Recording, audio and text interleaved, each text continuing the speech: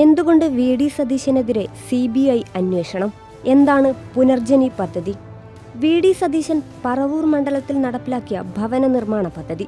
ഇതിനുവേണ്ടി നടത്തിയ വിദേശ ഫണ്ട് പിരിവിലെ ക്രമക്കേട് CBI അന്വേഷിക്കണമെന്ന് വിജിലൻസ് ശുപാർശ ചെയ്തിരിക്കുന്നു.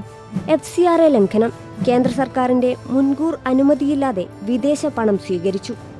സ്വകാര്യ സന്ദർശനത്തിനായി കേന്ദ്ര സർക്കാർ അനുമതി തേടി വിദേശത്തു പോയി ഫണ്ട് സ്വീകരിച്ചു.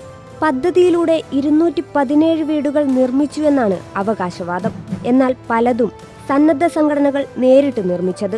പിരിച്ച പണം എവിടെയെന്നും വിജിലൻസിന് ലഭിച്ച പരാതിയിൽ ചോദ്യമുണ്ട്. വിദേശ ഫണ്ട് ഉൾപ്പെട്ടതിനാൽ പ്രാഥമിക അന്വേഷണത്തിന് ശേഷം നടപടി. എന്തുകൊണ്ടാണ് CBI അന്വേഷണത്തിന് ശുപാർശ ചെയ്തത്? വിദേശ സംഭാവന നിയന്ത്രണ നിയമം ലംഘിച്ച് വിദേശ പണം സ്വീകരിച്ചു.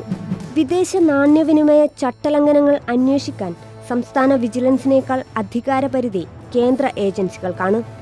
മണപ്പാട്ട് ഫൗണ്ടേഷന്റെ അക്കൗണ്ടിലേക്ക് പണം വന്നതായി വിജിലൻസ് കണ്ടെത്തി.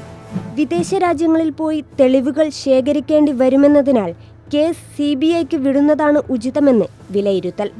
വ്യക്തിപരമായ സന്ദർശനത്തിന് അനുമതി വാങ്ങി വിദേശത്ത് പോയി പണപ്പിരിവ് നടത്തിയെന്നതിനാൽ 2010 FCRA നിയമത്തിലെ സെഷൻ 32A പ്രകാരം CBI അന്വേഷണം ആവശ്യമെന്നും ശുപാർശ ചെയ്തു.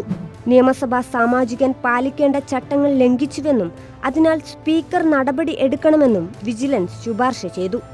UK-യിൽ സംഘടിപ്പിച്ച പരിപാടിയിൽ പ്രളയബാധിതരായ സ്ത്രീകൾക്ക് പുനരധിവാസത്തിന്റെ ഭാഗമായി നെയ്ത്തുയന്ത്രം വാങ്ങാൻ 500 പൗണ്ട് വീതം നൽകണമെന്ന് വി.ഡി. സതീശൻ അഭ്യർത്ഥിക്കുന്ന വീഡിയോയും തെളിവായുണ്ട്.